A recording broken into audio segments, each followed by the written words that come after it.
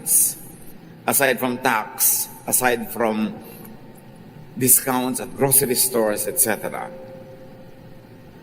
Dahil sa accomplishment ng mga tumanda na, sa kanilang mga naging sakripisyo, sa kanilang mga pag-aalaga, seniors should be exempted from and enjoy discounts in financial worry when they're already old. Hindi na dapat kasama sa kanilang mga pinapasan yung mga alalahanin, mga bayarin, mga gastos.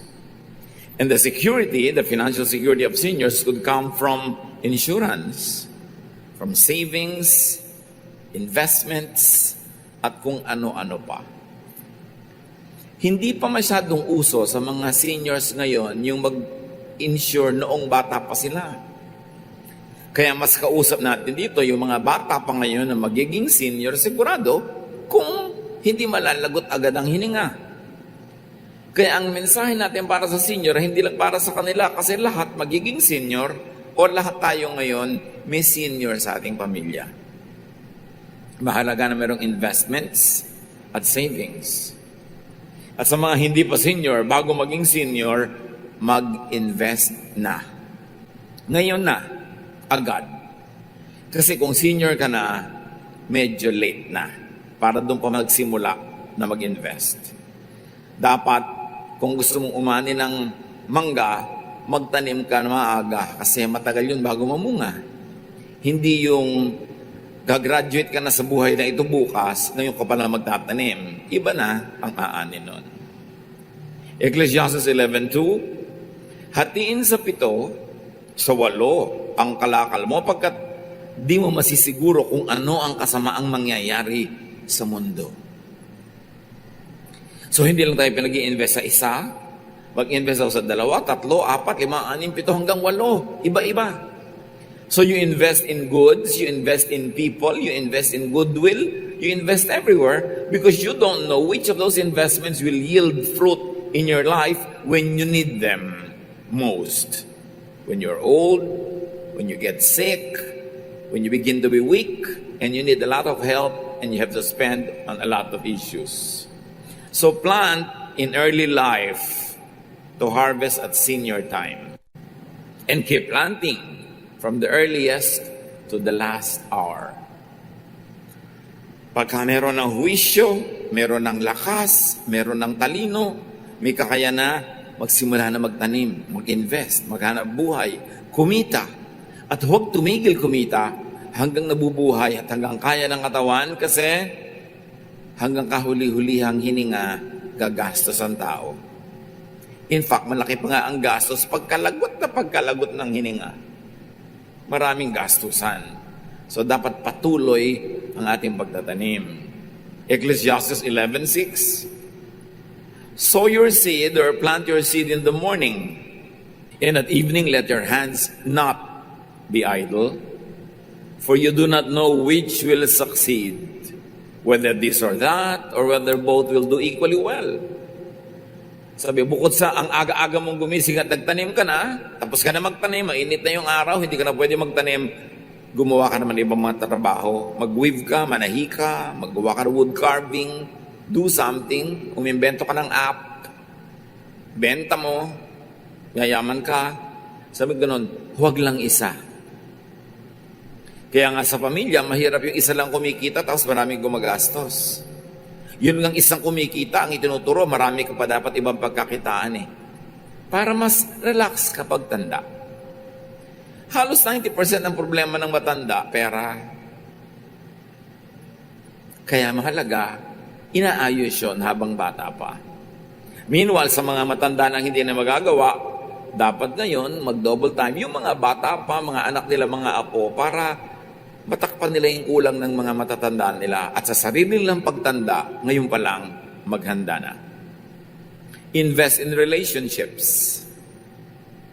Invest in goodwill. Invest in goods. Hindi lang pera, produktong investment. Yun ding nakikisama tayo, nakikitungo, nakipagmamabutihan sa mga tao, magandang investment din yun. Although hindi natin ginagawang makisama para mag-invest na tumubo, pero whether you like it or not, it will become an investment. Or it will not be an investment if you never invested. Malaking kamalian na maging malupit, maramot sa mga bata. Lalo't anak mo, lalo't apo mo, pamangkin mo. Kasi pagdating ng panahon, pagka ang buhay mo ay nasa 5 o'clock, 5:30 ng hapon, malapit ng lumubog ang araw sa iyong buhay, yung mga bata nung araw, sila yung nasa 11 o'clock a.m., 12 noon, katanghalian tapat, sila yung kalakasan habang papahina ka. Kung ang itinanim mo doon ay pagkamuhi sa'yo, galit sa'yo, inis sa'yo, ano ang inaasahan mong kalinga mula sa kanila sa iyong pagtanda? Hindi naman lahat ng ginagawa mo ng mabuti, sumusukli din ng mabuti, pero kaya nga, damihan mo ang gagawa ng mabuti. Invest in 6, 7, 8, not only products but also people. Huwag doon lang sa paborito mo, doon ka na lamang nagmahal, siya na lamang ang tinulungan mo. Paano kung hindi siya tumanaw pagdating ng panahon? O mabait siya, pero ang napangasawa niya ay asawa from hell. At tinuturuan niya yung asawa niya, nakalimutan ka kahit ikaw ang nagtaguyod sa kanya nung bata siya. Or, ang bait-bait niya, ang bait-bait ng asawa niya, pero bigla sila kinain ng pating. Wala rin. Kaya marami ka dapat na ini-investan sa buhay. Kumbaga yung bahay na maraming haligi, mas matibay kaysa isa lang, bahay yun ng kalapati. Pero yung marami kang haligi, mas matibay ka. Natidiskartihan ang pagtanda. Lalo't bata ka pa ngayon. Ang mahalaga lang maging conscious about it. At sa mga anak, mga apo, be productive and fruitful. Para sa'yo at para sa iyong magulang. Hanggat pinakamaaga, as soon as possible, mga anak, stop being burdens to your elders and start becoming supporters. Ang goal dapat ng bata, makagraduate agad para makapagtrabaho na at nang makatulong na sa magulang. O kaya, makapagnegosyo, kumita ng malaki para makatulong sa magulang, makatulong sa mga kapatid. Dapat, yun ang goal. Hindi laging humingi ng humingi. Allow your parents to invest and save for their senior years. Kapag ang anak ay matino, maalalahanin sa magulang, matipid, masipag, hindi palahingi at hindi maluho, ang totoo nun ay pinapayagan mo at binibigyan mo ng space yung magulang mo na mag-save naman para sa sarili niyang pagtanda. Pero yung pinag-aaral ka na, gusto mo pa yung telepono mo, dinig sa buwan. Gusto mo pa yung mga damit mo, sobrang mahal. Yung parang yung lalabas ka ng bahay, may concert ka. Yung gusto mo lahat ng gadgets mo, the latest. Hindi pa sapat yung teleponong nakakatawag ko, nakaka-text. Kailangan pa, pwede kang gumawa ng architectural plan sa loob ng telepono mo. Kailangan pwede ka mag-dissect ng mga palaka, gumawa ng biology assignment mo sa loob ng telepono. Pang-research. Pag sobra kang hingi ng pangluho sa magulang, ang sinasabi mo nun ay ganito, ubusin nyo ang pera nyo sa akin, sa luho ko, at huwag na lang kayo mag-save pagtanda nyo. It's so unfair and so unkind, especially kung hindi naman talaga napakayaman at likas na mayaman ng iyong magulang. Huwag maluho. Gusto mo ng extra expense? Earn it. Gusto mo makabili ka ng magandang gadget? Mag-part-time job ka. Wala po akong oras. Anong wala? According to studies, ang average Filipino, 4 hours every day sa social media. 4. Kung magpa-part-time job ka lang na 100 per hour, so 50 pesos per hour, di 2 to 400 pesos yun a day. Hindi yung uubusin mo na yung oras mo sa mga libangan, mga ganyan-ganyan, hindi ka pa nga kumikita. Wala ka pang kinikita. Gusto mo pa mahal. Kaya dapat lumagay sa lugar. At dapat ang mga kabataan, hindi yung, wow, ang ganda ng phone mo. Wow, ang ganda ng bag mo. Dapat, Wow, ang laki ng entrega mo sa magulang mo. Huy, mas malaki entrega ko. Wow, ang galing natin. Dapat ganon. Hindi yung pataasan ng takong ng sapatos at talaga namang nanggagaliitin na yung ugat. Nadadapa tuloy, nasusubsob na ospital. Gastos na naman na magulang. Kailangan ng mga bata nagpapaligsahan sa pagiging mabuting anak, hindi sa pagiging maluho. Mga kapatid, huwag niyong hangaan ng mga kabataan na hindi pa kumikita, ang luho-luho na, hindi nakakahanga yun. Malaking kapigtasan yun sa kanya at sa kanyang magulang na kumukonsinte. Kailangan turuan ng mga bata ng mga pagsisikap. Sabi sa Bible, repay evil with good. Di ba? E di lalo namang repay good with better, with the best. How do you repay your parents for being good to you? You conserve the resources. You save what can be saved. You help them make money, even in your part-time jobs. Hindi yung harap na sila kasi paulit-ulit ka, pabagsak-bagsak, pa-shift-shift, palipat-lipat ng course. Hindi naman sila namumunga ng pera. Hindi naman sila namumulot niyan. So be sensible and be sensitive to your parents. Marami pang mga exceptions sa mga matatanda na dapat may discount na sila or exempted sa responsibility for children and grandchildren.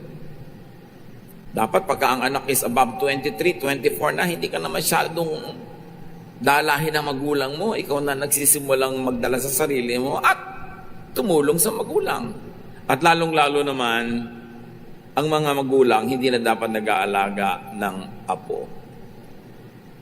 Huwag nang bigyan ng mga alagain, pasanin, alalahanin. Kaya importante sa mga anak, magpakatino. Huwag yung kung ano-ano mga dangerous sports, dangerous activities ang ginagawa nyo. Tapos pag nabali ang buto nyo, aalagaan kayo ng matanda hanggang kayo na rin tumanda.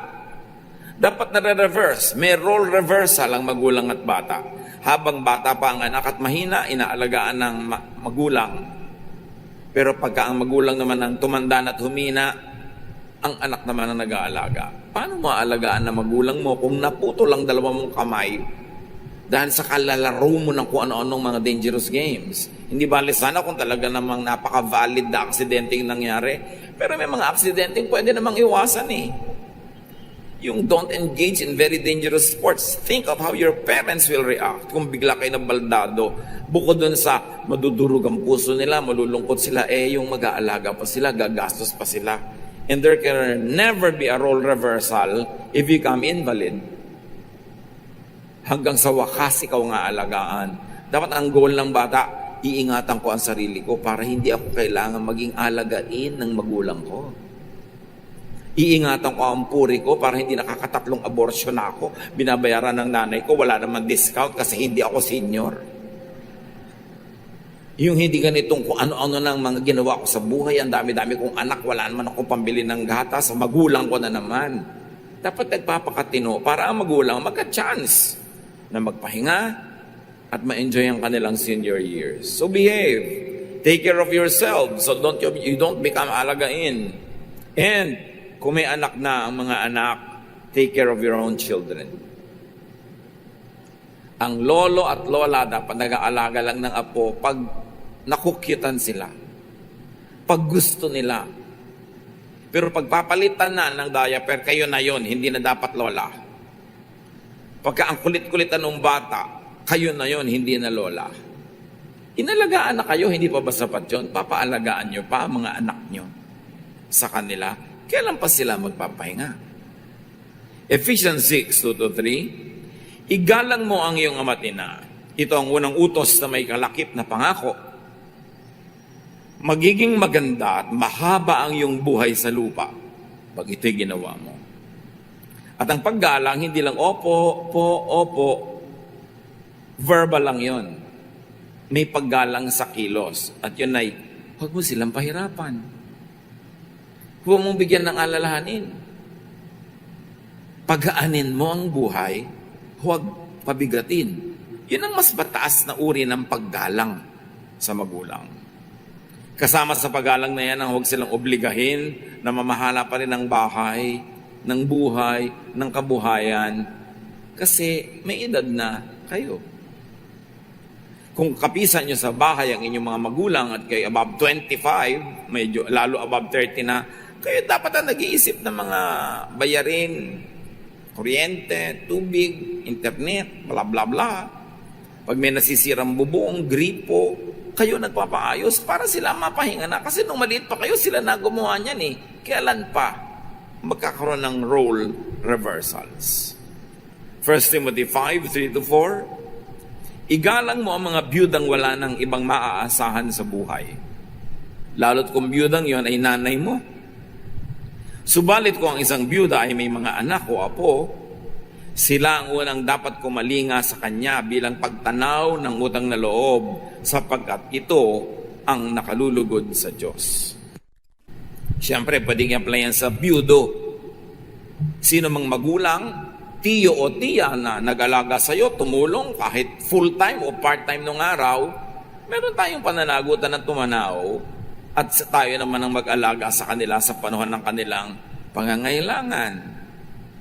Kung minsan taga-probinsya ka, titira ka sa bahay ng tiya para mag-aral, kahit hindi kanya lubusang pinag-aral, pinatira ka lang, binigyan ka ng space, ituturing mo rin yung magulang, tatanaw ka rin.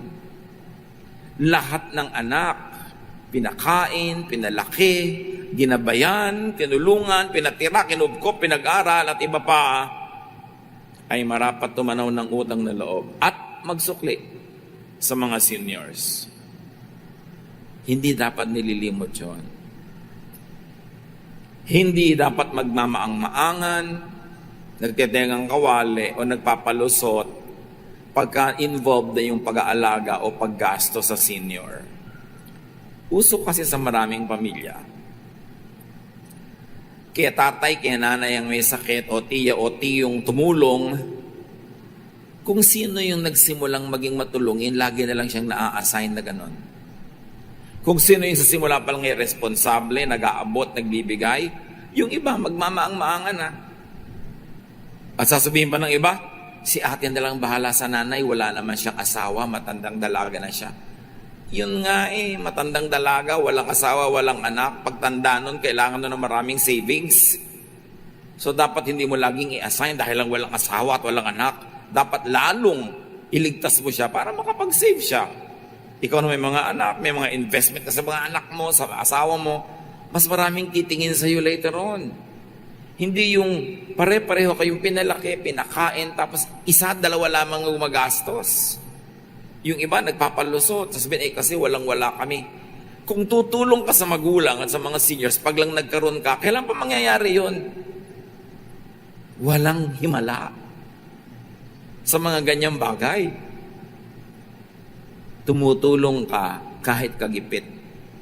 Tumutulong ka sa magulang, sa senior, sa lolo, kahit kulang ang pera mo. Isama mo siya sa nakalista. Maglilista ka bayad sa tubig, sa kuryente, sa rent, nanay, tatay, kasali sa listahan.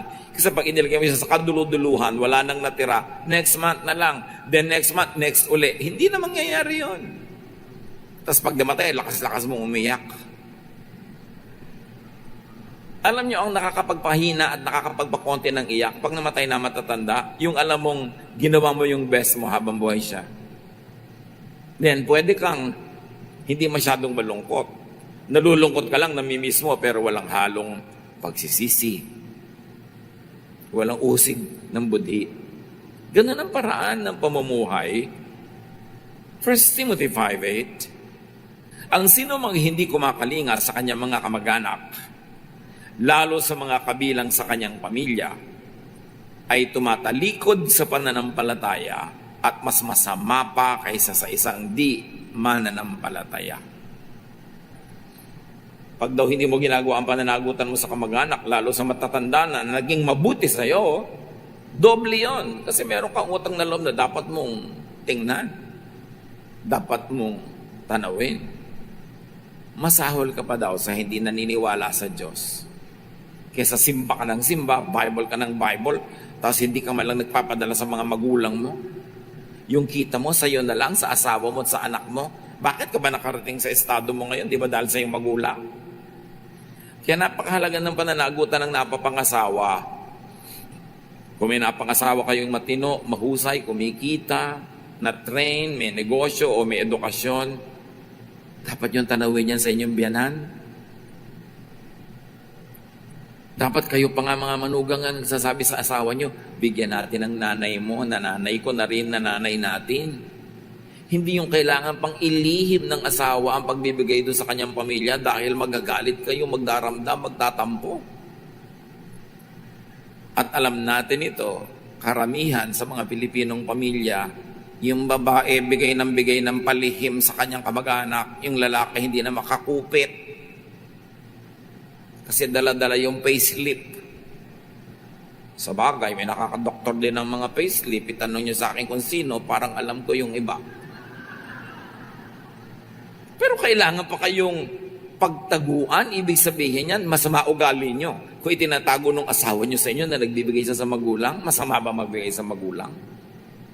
Dapat sabay at fair kayo, both sides. Importante kasi mga senior, entitled sila dyan. They have earned it. At isa daw malaking paglapastangan sa Diyos ang hindi maging magalangin, masuporta sa magulang. Seniors should also be enjoying discounts in heavy physical work. In fact, exemption is better than discount. Kawawa naman yung iba, ang tanda-tanda na, kubang-kuba pa rin sa pagtatrabaho. Hindi nag-graduate. Ang pahinga na lang talaga kamatayan. Gusto niyo ba yun? Kaya lang napahinga dahil nalagot ang hininga. Talagang nakahinga. Kasi hindi nahihinga. Kailangan makaranas man ng pahinga habang humihinga pa. Paghandaan ang pagtanda mo. At ang mga elders, pagtanda nila, dahil marami itong physical challenges. Halimbawa, meron naman kayong pribilehyo at may pera magpapagawa ng bahay, huwag naman sobrang matarik na hagdan. Yung mga ibang babae, darling, tarikan natin ng hagdan para magandang exercise. Yung pala ayaw lang niya makaakyat yung biyanan niya. Kailangan mga senyorita steps. May mga bahay na ipinapagawa ng mga anak na parang wala silang balak na yung mga magulang nila kup-kupin doon pagdating ng araw. Kung nagpapagawa kayo ng bahay, luwagan nyo yung sala sa baba kung may second floor para kung tumanda kayo o may matanda kayo sa pamilya, pwede silang doon matulog sa sala. Lagyan nyo lang ng konting division. Hindi nila kailangang umakyat. Tatanda At kung merong may sakit sa pamilya, lalo may matanda, magpundar kayo ng wheelchair. Hindi ganun kamahal. Mas mahal ang cellphone kesa sa wheelchair. Bakit pinapayagan yung matatanda nagkukunyapit sa mga tamtak, sa mga alambre, kung saan-saan para lang makalakad? Hindi ba siya pwedeng wheelchair? Which means, yung bahay nyo, lagyan nyo mga rampa. Kung may bahay kayo. Diba? Lagyan nyo ng rampa. At kung kayo yayamanin, lagyan ng elevator. Hindi biro. Pwede. Ang elevator, 1.2M. Magkaka-elevator kayo. Kaya lang yung bahay nyo, bungalow, problema kung saan pupunta yung elevator. Pero, hindi naman imposible Kotse, gano'n ang halaga. Bakit? Kung may mga matatanda kayo, both sides, sa asawa mo at saka sa'yo, hindi nyo ba gusto maginhawa sila makaakyat malaog sa bahay nyo?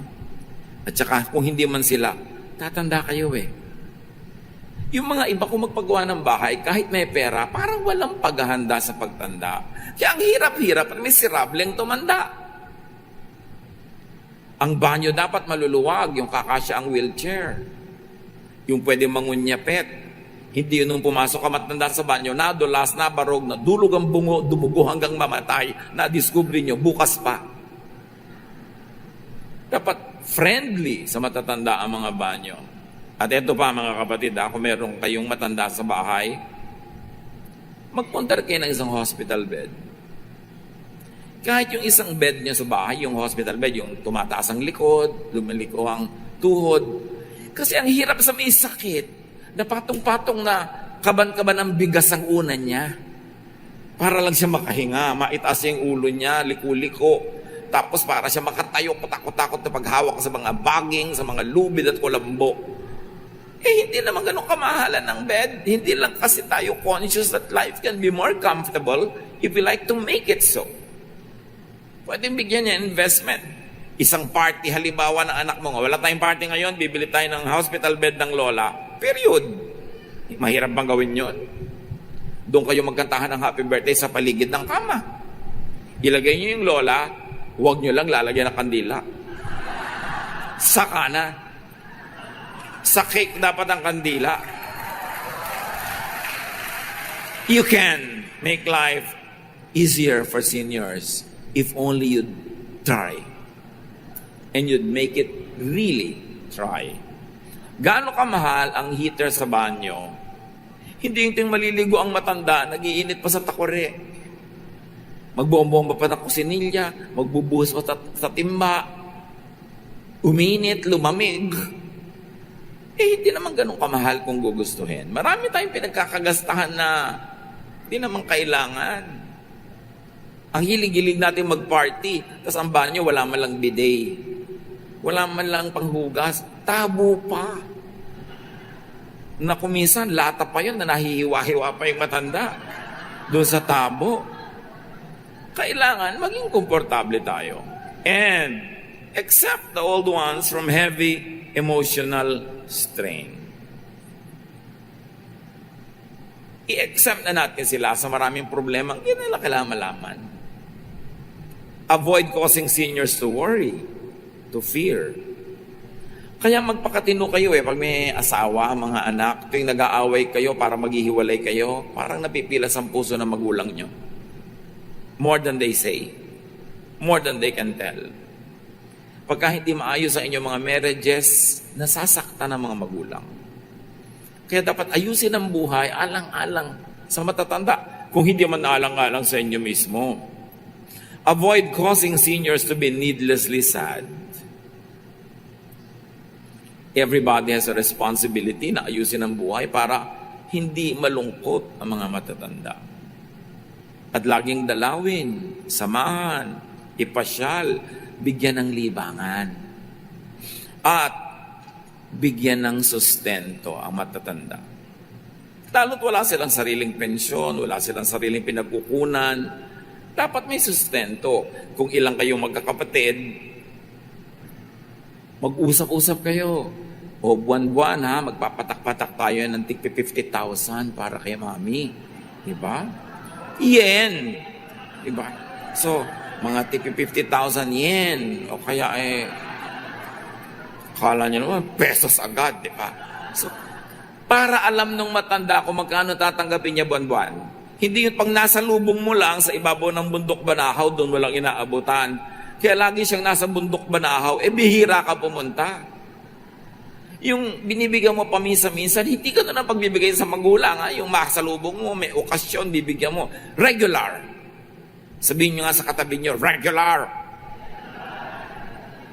Kahit hindi kayo maluwag. Kasi kahit hindi nyo sila bigyan at hindi, gagasto sila. Bibili ng gamot, kailangan ng pagkain. Regular. Para alam niya, ang mga anak ko, ang binibigay sa akin, halimbawa, every month, o ipagpalagay nyo ng nakaka 8,000 yung matanda, o 80,000, ano man. Alam niya kung kailan yung kasunod, kaya nababudget niya. Pero yung kailan uli mag-aabot ito, kailan di nila alam, mahirap yun. Dapat may ganun. Paano po nag-iisa kong anak? Abay, dapat regular lalo, dahil ikaw lang ang umubos sa pera ng magulang mo. Kaya ngayon, ikaw lang ang magsusupport. Ganun talaga ang buhay. Kailangan regular. Leviticus 19:32, tatayo kayo kapag may kaharap na matanda. Igalang niyo sila at matakot kayo sa Diyos. Ine-equate ng Leviticus ang takot sa Diyos sa paggalang sa matanda. Ngayon, hindi lang yung physical pagtayo. Tayo kayo ng tayo, wala naman kayo inaabot, maupo na lang kayo. Ang ibig sabihin lang yan, yung be considerate, be respectful, not only in your bodily postures, but very importantly, in your behavior and interaction with them. At may kakambal yan, yung utos na igalang ang matanda. May kakambal yan na unsaid, mga matanda, dapat kagalang-galang kayo. That is the other side of the command. Hindi lang inuutos sa gumalang sa matanda, dapat ang matanda earns the respect. And 90% of the time, they've already earned it. And even if they belong to your 10%, we are still taught by Scripture to be respectful and supportive of our parents. Ang kanilang pagkukulang ay hindi excuse sa mga anak later on na maging magalang at maging matulungin sa magulang. Nababawasan lang siguro yung dagdag, yung perks, yung sweetness, yung eagerness, pero may minimum na requirement para sa mga anak, anuman ang naging performance ng inyong magulang. Dahil kahit hindi sila perfect, siguradong may ginawa din sila, kaya nga buhay pa kayo ngayon eh. Mahalagang dibdibin yun. Psalm 71:18, isang dalangin, even when I am old and gray, do not forsake me, my God. And it might as well be addressed to the children. Even when I am old and gray, do not forsake me, my child, my children. Because that is the concern of every human being, yung pagtanda. Aminin man at hindi, ang laging inaalala, paano ko pagtanda ko? Sino mag-aalaga pag nagkasakit ako? Sino maglilibing pag namatay ako? Sino magdadala sa akin sa ospital pagka ako may naglulubha? Yun dapat, mayroong assurance ang pamilya, lalo yung mga anak, mga apo na sa abot na aming makakaya, lagi namin kayong aalagaan. Kasi ang ginagawa mo sa matatandang yan, ay yan din ang gagawin sa inyo ng mga bata sa iyong pamilya later on. Kaya napakahalaga na itinuturo nyo sa inyong mga anak na napakabuti niyong magulang sa mga lola nila. Kasi binibigyan nyo sila ng example kung paano kayo tatrato pagtandaan nila at pagtandaan nyo. Kung nakikita ng mga anak nyo, baliwala ang magulang nyo sa inyo, di ba baliwalain din kayo paglaki niya? Kasi yun ang nakitang halimbawa. Napakahalaga na yung mga basic traditions na ganyan na hindi iniiba ng panahon, hindi iniiba ng uso, hindi iniiba ng gadget. Because some things never change. And one of the most important things that never changes, or one of the things that never change, yung bata inaalagaan ng matanda at yung matanda aalagaan ng batang lumaki na at hindi na bata or hindi pa masyadong matanda. Yun ang cycle ng buhay. Kaya lahat ng sibilisasyon, kabiyasan, pamilya, mula noon ng panahon hanggang ngayon ay nanatiling nakatayo. May role reversals. Seniors, very importantly, behave. Act responsibly. Gawin yung pleasure sa mga young people, sa inyong mga anak at apo na kayo ay tingnan, irespeto, igalang, suportahan dahil kayo'y karapat-dapat. Hindi lang nauobliga sila, kundi ikinagagalak nila na gumawa sa inyo ng mabuti dahil tama ang inyong kilos. Ang mga matanda dapat may pinagkatandaan. Para kaigalang, dapat kang kagalang-galang. So dapat hindi tayo nakikilahok sa gulo ng mga pamilya, wala kang kakampihan, para ikaw yung hukom na pwedeng maghusga sa mga kasong idinudulog sa iyo ng family members. Kung may kakampi ka, kasama ka sa group A, syempre hindi makikinig sa yung group B. Ang matatanda dapat neutral. Kahit sa loob ng inyong puso, meron kayo kumisang paborito, meron kayong kinakampihan, hindi ka lang ipahalata. Kasi may role kayo to be neutral so that you could guide the family and give them objective advice. At pagkayan, tayo ay mga kagalang-galang, hindi natin kailangang humingi ng limos sa igalang tayo. Kusa na tayong igagalang. Kasi kagalang-galang tayo. Titus 2:3-4. Sabihin mo ang mga nakakatandang babae, at isama na rin natin ang mga lalaki, na sila'y mamuhay ng may kabanalan. Huwag maninirang puri. Huwag daw chismosa ang matatanda. At huwag maglulong sa alak o anumang bisyo, kundi magturo ng mabuti. Upang maakay nila ang mga kabataang babae na mahalin ang kanilang mga asawa at mga anak. Yun daw ang dapat ginibigay ng matatanda sa kanilang mga anak at apo. A good example. Mamuhay ng matuwid, tama, payapa. And by your example, the other new couples in the family will find inspiration so that they will live their lives correctly, above and beyond reproach. Because you have proven to them that it works. That goodness works. At yan ang kailangan ng mga kabataan ngayon, magagandang halimbawa. Na yes, virtues work, correctness works, decency works. At yun ang ibinibilin sa matatanda. Tumanda ng may pinagkatandaan. Mga seniors, in the family, in the community, be an agent of peace, not trouble. Dapat tayo yung taga-ayos sa mga gulo, hindi tayo naglilikha. At huwag ipang-abuso ang katandaan. Kasi marami mga matatanda, pang-blackmail nila, matanda sila. Earn it. Earn the respect. Earn the support. Hindi lang automatic na kung matanda ka, you're entitled to so many things already. Nung araw, alam niyo ba kung bakit sobrang igalang ang matanda? Sobra talaga nung araw. Kasi nung araw, pagtanda lang ang paraan para ka matuto. Hindi po uso ang school. Konti pa lang nag-i-schooling. Kaya kailangan tumanda ka ng tumanda para ka matuto. Pero ngayon, nasa shortcut ng mga kabataan ng pagkakatuto, nalalampasan pa nga paminsan ng matatanda sa alam. Kaya yung matatanda merong double task. Hindi ko mas matanda kayo na ang pinakamaraming alam. Hindi na uso yun. So saan tayo ngayon mga hawak para magkaroon tayo ng claim to respectability, claim to affection, claim to high esteem, character.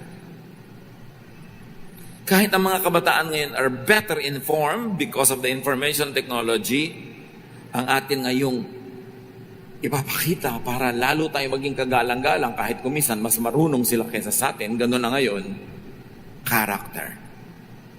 An assailable character. That you're serene like water without blemish on its face. Na hindi ka madaling malikalig, hindi ka laging tataranta.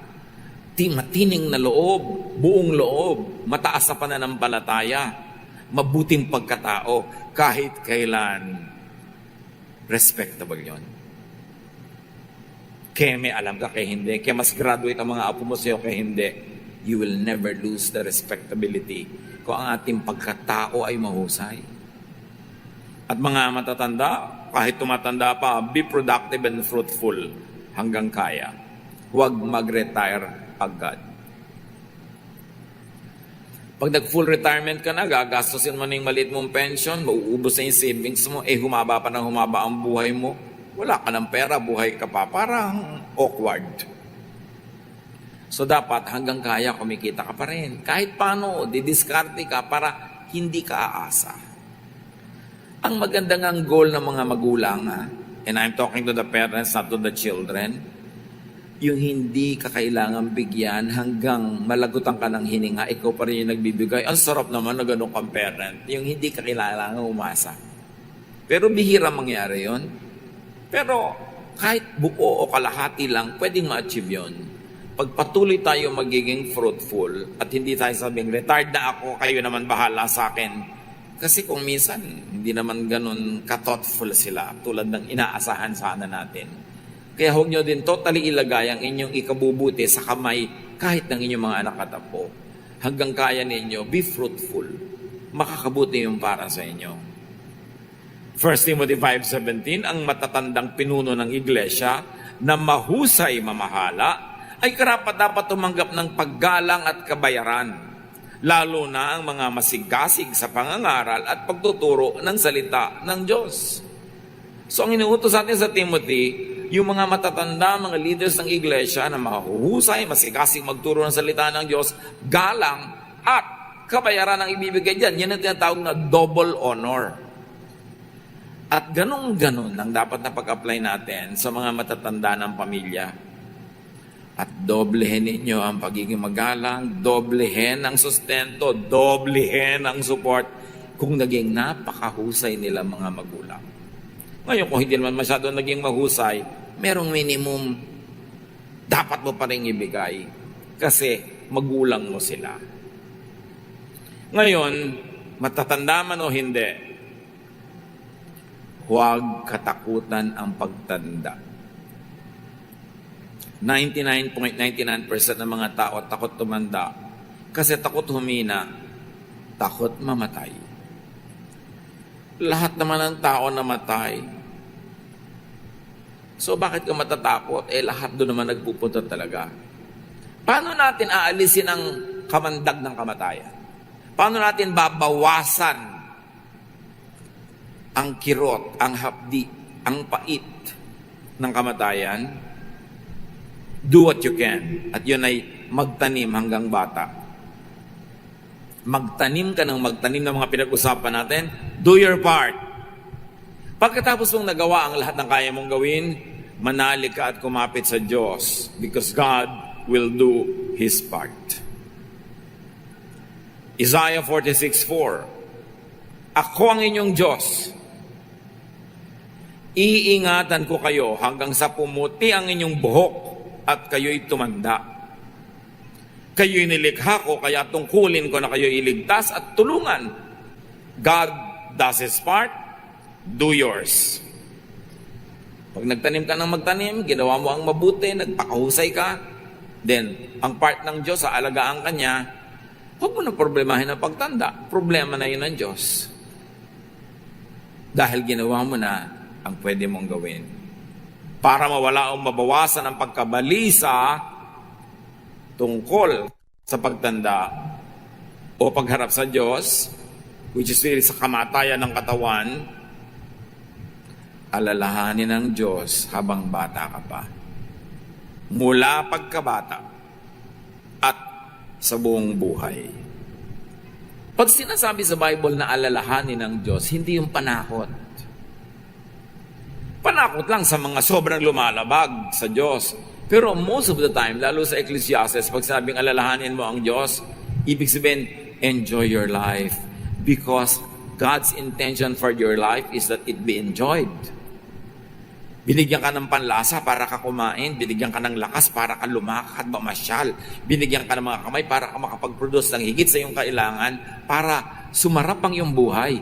Ang kalooban ng Diyos ay para masarap ang ating buhay. At pag naging masarap ang iyong buhay, you minimize pain, you maximize pleasure, you did the most good.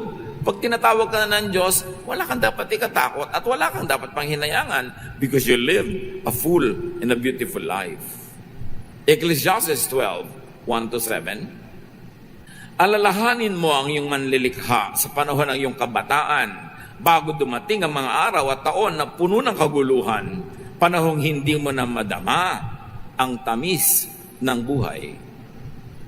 So anong ibig sabihin lang dito? Enjoy life while you are young and strong enough because there will come a time when you cannot enjoy life anymore. So while you can, enjoy it. Yun sinasabi, remember your Creator in the days of your youth. Hindi pa nakot, huwag ka mag-enjoy, kundi mag-enjoy ka. Basta hindi mo ninanakaw, gumagawa ka ng mabuti, at tama, that is life. Because there will come a time when you will not enjoy it anymore. Alalahanin mo ang Diyos bago makubli ang sikat ng araw, bago magdilim ang buwan at mga bituin, bago ka matabunan ng makapal at madilim na ulap. Tula kasi ibig sabihin lang, mag-enjoy ka bago ka magkaroon ng katarata. Bago lumabo ang iyong mata, basahin mo na ang babasahin, tignan mo na ang titingnan, kasi lalabo yan. Ang mahalaga, pag nangyari na yon, you are not possessed by vain regrets because you remembered God, your Creator, when you were young, when you were able, when you were gifted with mobility, with strength, and with finances. Alalahanin mo siya bago humina ang iyong katawan, sabi ng verse 3, bago manghina ang iyong mga bisig, bago mawala ng lakas ang iyong mga tuhod. Alalahanin mo siya bago mabungi ang iyong mga ngipin at bago lumabo ang iyong mga mata. Alalahanin mo nga siya bago dumating ang panahon na sarado na ang mga pintuan at tumigil na ang tunog ng gilingan. Ibig sabihin, bago ka mabingi, alalahanin mo na ang Diyos. Habang may mga senses ka pa, live life to the fullest. Celebrate life. Do the most good. but enjoy the most as well. Bago dumating ang panahon na madali kang magising sa himig ng ibon o sa tunog ng awitin ay tuluyan ng tumigil. Bakit nga ba yung mga bingi, sinisigaw mo, hindi ka madinig, pero nagigising sa konting huni ng ibon?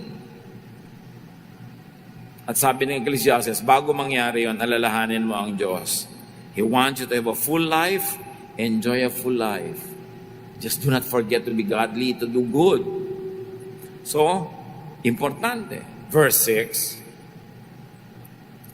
alalahanin mo siya bago dumating ang panahong katatakutan mong umakyat sa matataas na lugar. Bago dumating ang panahong di ka na makalakad ng mag-isa. So, ibig sabihin, mamasyal ka na ng mamasyal habang wala ka pang arthritis, wala ka pang rayuma, habang hindi ka pa umiika-ika at bubuhatin ka na, mamasyal ka na. Kaya mahalaga yung paalala natin sa mga anak na huwag kayong maluho, huwag kayong hingi ng hingi, tapusin yung pag-aaral nyo para makapag-ipon yung mga magulang nyo o makapamasyal na. Kasi pagka hindi nila kayo titigilang suportahan habang buhay, naghihingalo na lang sila, hindi pa sila nakapamasyal. Hindi nila magagawa yung sinasabi ng Ecclesiastes. You've got to set your elders free from responsibilities so that they can enjoy life to the fullest after they have raised you up from childhood and you have become adults. Alalahanin daw ang Diyos bago pumuti ang iyong buhok at lipasan ang pagnanasang sumiping sa minamahal. So nangyayari niyo sa mag-asawa, parang magkapatid na lang. Kaya anong sinasabi ng Ecclesiastes?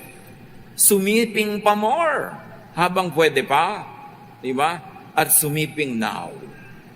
Kasi darating ang panahon, sabi nga, di ba, mahina na yung tuhod mo, wala ka ng gana, gusto mo na matulog, ayaw mo na maabala. So sabi ka nun, habang may panahon, gawin nyo lahat yan. You know how thoughtful God is? Itinuturo niya ang lahat ng ito. Ikinukubli lang ng maraming conservative religious people yung mga kabaitan na ito ng Diyos. Ang lagi itinuturo, mag-ayuno, magpanata, magpakahirap sa sarili. Hindi yun ang nakikita natin pag binasa mo talaga yung Bible.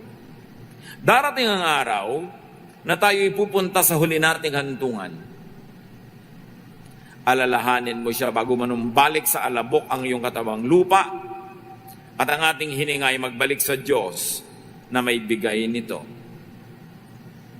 So anong dapat mong ikatakot sa pag-uwi sa Diyos? Sa oras ng kamatayan, humihiwalay ang espiritu, bumabalik sa Diyos, ang katawang lupa, bumabalik sa lupa. So ang inililibing natin, yung kinikremate ng iba, hindi na yun yung tao, yun lang yung katawang isinuot ng kanyang espiritu.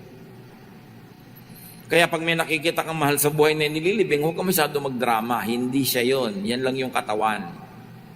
Kung sabihin, ay, inililibing na si nanay. Di ba? Kakalungkot yun. Ay, inililibing na ang katawang lupa ni nanay at si nanay nasa Panginoon na yung espiritu. Nababawasan yung lungkot. At hindi ang pampakonsuelo lang. Totoo yun. Sabi sa Biblia, ang espiritu bumabalik sa Diyos, ang katawan bumabalik sa lupa. Kaya dapat, hindi tayo masyadong madrama pag may namamatay. Gawin mo lahat ang pagmamahal habang buhay siya at pag namatay, edi, die. Hindi mo ikinakatuwa, pero hindi mo din dapat ipagluksa. Kasi yung kamatayan ay pinto na pasukan patungo sa buhay na walang hanggan. Ba't mo siya pagkakaitan na pumasok doon? Lalo't hirap na sa buhay dito, yun na lang ang pahinga. Nakakalungkot, nakakamiss, pero hindi ka dapat maghinagpis. Sapagkat kung sa Diyos uuwi ang ating mga mahal sa buhay, dapat nga ipagdiwang. Although mahirap magdiwang kung mahal na mahal mo't namimiss mo. Pero, mga kapatid, bawasan ang drama sa lamay. Bawasan ang drama sa libing. Pag nabuhay ka ng tama, yung mahal mo sa buhay ay hinayaan mong mabuhay ng masaya, masigla, masagana. Walang dapat ikalungkot pag uuwi na siya sa Diyos. Yung lungkot-lungkot para lang sa mga hindi mananampalataya. Nalulungkot ka, pero dapat konti lang. Hindi masyado. Ngayon, kung talagang hindi mo tinulungan, hindi mo minahal, hindi mo inalagaan, nakakalungkot nga yun kasi may halong pagsisisi. Kaya malaki ang pananagutan din ng mga anak sa mga seniors para maging maluwag din sa ating loob pagka sila ay tinatawag na ng Diyos. Paghandaan, huwag katakutan ang paglipat sa kabilang buhay. Para lang sa mga walang pananampalataya yung sobrang hinagpis. Do what you can for seniors to minimize their pain and suffering. Acts 20:35, sa lahat ng pagkakataon, dapat ninyong tulungan ang mahihina.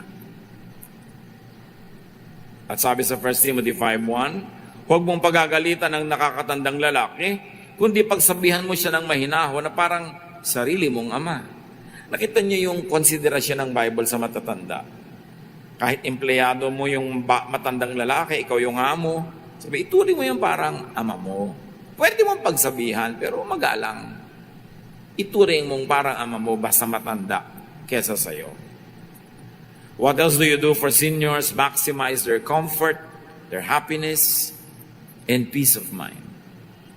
Lalo't konti na lang ang nalalabing panahon sa kanila dito sa mundo, dapat pasayahin na natin.